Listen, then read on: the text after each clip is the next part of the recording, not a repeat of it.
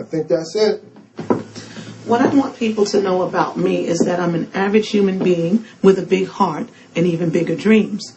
My mother would always say that my heart was bigger than my pocket. And she would say this because I was always talking about what I was going to buy for someone else. It was rare that I would talk about the things that I wanted to do for me. In fact, I didn't find who I was until after I was already married, had already become a mom, and divorced. I grew up quite different than the average American, and it was because I was raised as a Muslim. There was nothing easy about doing this right after the assassination of Malcolm X, a.k.a. El-Hajj Malik Abdul-Shabazz. They call me a second-generation African-American Muslim because of what he represents in this country.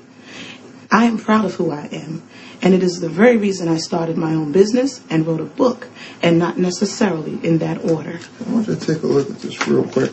I think this is definitely going to be the shot we're going to use. I just came from the photo shoot of my book, So Feet, Sore Mind, Sore Heart, and Sore Soul, and I am so excited it went very well. But now I'm on my way to do a meeting about a possible film opportunity for the book. And speaking about the book, I didn't tell you anything about it, did I?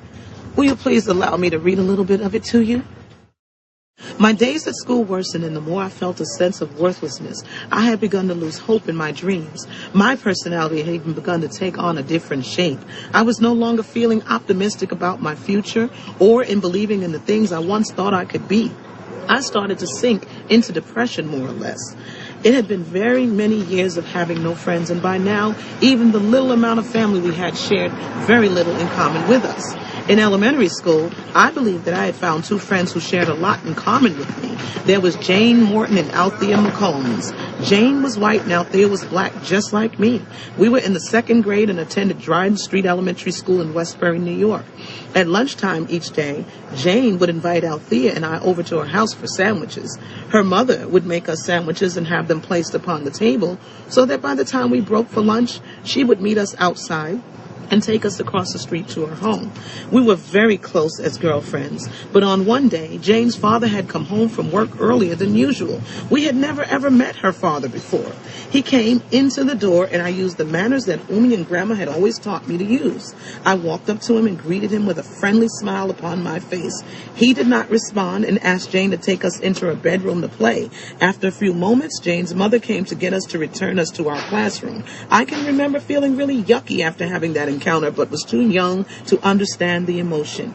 I only know that after that day, we were no longer allowed to go to her home because, as Jane put it to us, my dad says I am no longer to bring any niggers into his home again.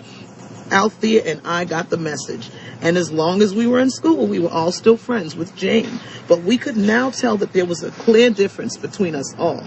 Althea and I remained friends until she too turned her back on me when the others would beat me up and choke me with my own headscarf. That really hurt because when we were in elementary school, Althea was bullied all the time just because she was very dark-skinned. In fact, she would be called names like Blue Black, Spade, Black-assed Althea, and all sorts of other demeaning titles. I was always the type to like people who no one else liked. I found these people to be the most honest and sincere in most cases. Yet when it came time for Althea to reciprocate, she left me hanging.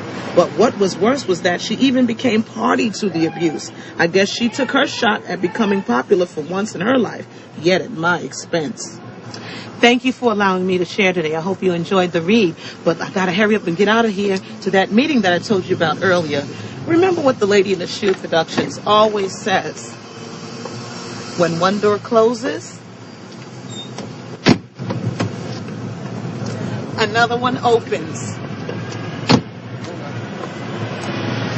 Lady in the Shoe Productions is a small business and entertainment consultation company. We provide services in Uber event productions, project management, sponsorship broking, tour booking. We also publish books. We help authors who want to acquire their own book publishing company to achieve that goal as well. We also represent you as a sponsor broker in the event that your company has a need for such supports.